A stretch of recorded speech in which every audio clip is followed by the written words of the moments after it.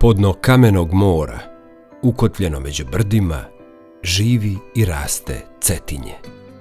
Crnogorska prijestonica. Mjesto u kojem se susrijeću juče i danas. Sve ono što smo i što možemo biti. Njegove ulice, redovi kuća i lipa, mala i velika okna, ploče i kunete. Divni ljudi pričaju jedinstvenu priču o gradu heroju. O mjestu koje zovete dom i onda kada dolazite iz nekih drugih krajeva i ličnih svjetova.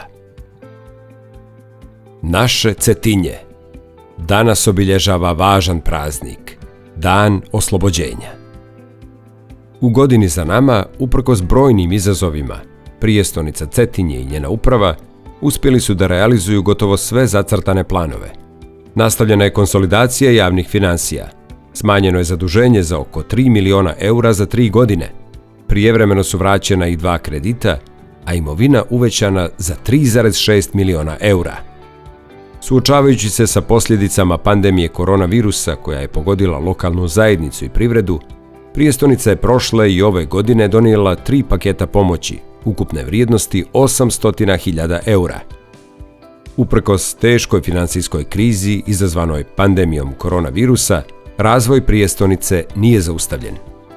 U različite infrastrukturne projekte koji treba da poboljšaju kvalitet života građana, ali i da olakšaju poslovanje i privuku nove investicije, u mandatu ove lokalne uprave samo po osnovu Zakona o prijestonici uloženo je više od 20 miliona eura, dok su u toku projekti vrijedni više od 40 miliona eura. Ključni prioritet lokalne uprave kroz realizaciju projekata iz programa razvoja jeste stvaranje uslova za nova zapošljavanja i otvaranje radnih mjesta. Osnova za to su već realizovani projekti Obod Biznis centar, Biznis zona Zagrablje, lokaliteti stadiona i hotela Lokanda, kao i u projektima čije se okončanje očekuje u toku 2022. godine. Lokalna uprava aktivna je u traženju partnera za pokretanje biznisa u različitim oblastima, pa je tako Skupština grada donijela novi paket podsticajnih mjera koje će omogućiti povlastice investitorima koji budu pokretali proizvodnju na Cetinju i zapošljavali lokalno stanovništvo. Unapređenje putne infrastrukture jedan je od glavnih prioriteta lokalne uprave. Na seoskom području u posljednje 3 godine asfaltirano je i rekonstruisano oko 70 km puteva, što je potencijal za razvoj poljoprivrede i turizma, ali i za oživljavanje seoskih domaćinstava. Ovaj pristup rezultirao je povećanjem broja registrovanih poljoprivrednih gazdinstava za 100% u odnosu na 2018. godinu. Ove godine za puteve u Katunskoj i Riječkoj nahiji opredijeljeno je više od 800.000 eura.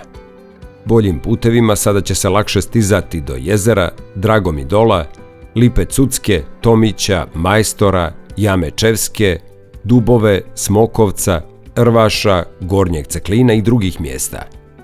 Između 2 praznika radilo se i na poboljšanju gradske saobraćajne infrastrukture.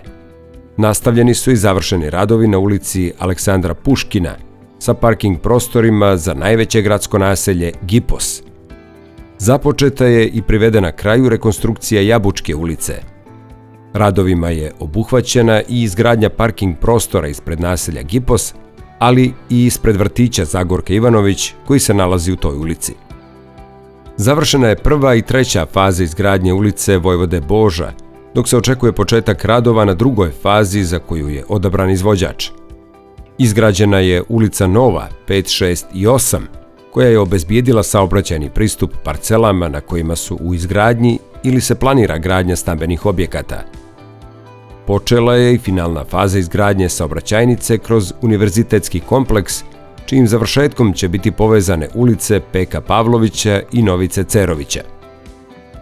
Rješavanje problema otpadnih voda i ponora, ali i vodosnabdijevanje grada ostaju prioriteti lokalne uprave. Počele su i pripreme za rekonstrukciju Vučedolske ulice, čime se rješava decenijski problem odvođenja otpadnih voda. Planom je predviđeno da se izvrši preusmjeravanje otpadnih voda u veliki ponor i tako riješi decenijski problem. Radi se i na rješenju za rekonstrukciju Cetinskog vodovoda, bilo kroz program razvoja ili kreditni aranžman sa Ministarstvom financija i Europskom investicionom bankom, čija realizacija je u toku. Građanima i upravi prijestonice veoma su važna i dva projekta koje realizuje Uprava za saobraćaj. To su gradnja magistralnog puta Cetinje-Nikšić, dionica do Čeva vrijednog 33 miliona eura koji se realizuje svojom dinamikom, kao i rekonstrukcija Mojkovačke ulice za koju se čeka odabir izvođača radova. Vrijednost ovog projekta je 1 milion eura.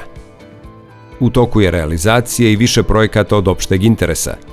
Ove godine završeni su radovi na objektu kapele na Čevu, a u toku je uređenje okolnog terena. Počeli su radovi na trgu na Njegušima. Radi se i u parku Pjesnika, na ogradi u Njegoševom parku, gradskoj rasvjeti u Belvederskoj ulici, ali i na uređenju dvorišta ispred Zetske Banovine i izgradnji slačionica i adaptaciji terena pomoćnog fudbalskog stadiona. Gradi se i gradski stadion. Ukupna vrijednost radova je oko 9 miliona, od čega prijestonica Cetinje, shodno ugovoru, učestvuje sa oko 2,2 miliona eura. Program razvoja za 2021. godinu predvidio je i obezbjeđivanje stanova za socijalno ugrožene građane, tako da je u toku tenderska procedura za odabir izvođača radova na objektu socijalnog stanovanja sa 30 stanova. Radi se i na zgradi kulture, gdje prijestonica ima 12 stanova za socijalno stanovanje. Do sada je za socijalno najugroženije kategorije stanovništva iz kapitalnog budžeta kupljeno 30 stanova.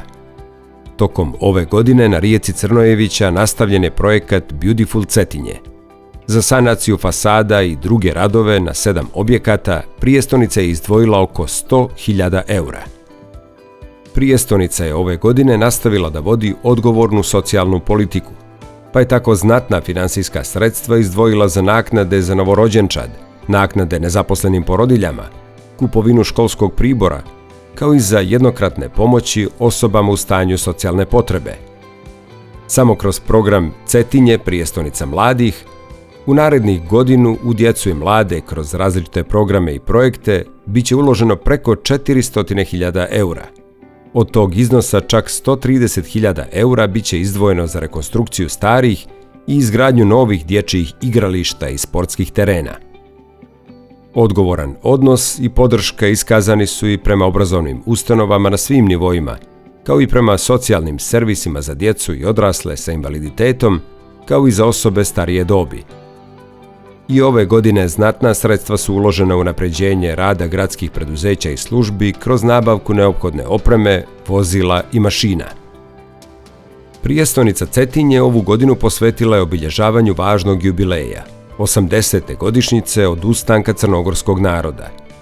Na fasadama objekata na Dvorskom trgu i u Njegoševoj ulici postavljena su platna sa motivima narodno-oslobodilačke borbe, a štampana je i monografija Spomen obilježja Cetinja, grada heroja. Skupština prijestonice Cetinje usvojila je program podizanja spomen obilježja, kojim je predviđeno postavljanje spomen ploče porodici Zvicer, koja je stradala od bijelog terora. Tim činom prijestonica Cetinje, kao grad heroj i grad 49 narodnih heroja, želi još jednom da potvrdi svoje snažno antifašističko opredjeljenje i da ukaže na nužnost kolektivnog pamćenja i jasne osude svakog zločina, ma sa koje strane dolazio. Spomen obilježje trebalo bi da bude podignuto na uzvišenju iznad porodičnog doma Zvicera u selu Rokoči. Ako vas put nanese ili namjera navede, vazda ste dobrodošli na Cetinje. I ne zamjerite što smo ponosni na svoj grad i državu, što držimo do čojstva, pravde i istine. Bilo je bure i ove godine, ali su naša pleće i ruke, naša srca, veća od bilo kojeg izazova. Mi idemo naprijed, ponosno, cetinjski, s uvjerenjem da naša djeca, svi naši građani, zaslužuju i bolje i više. Slobodarsko, junačko, naše Cetinje.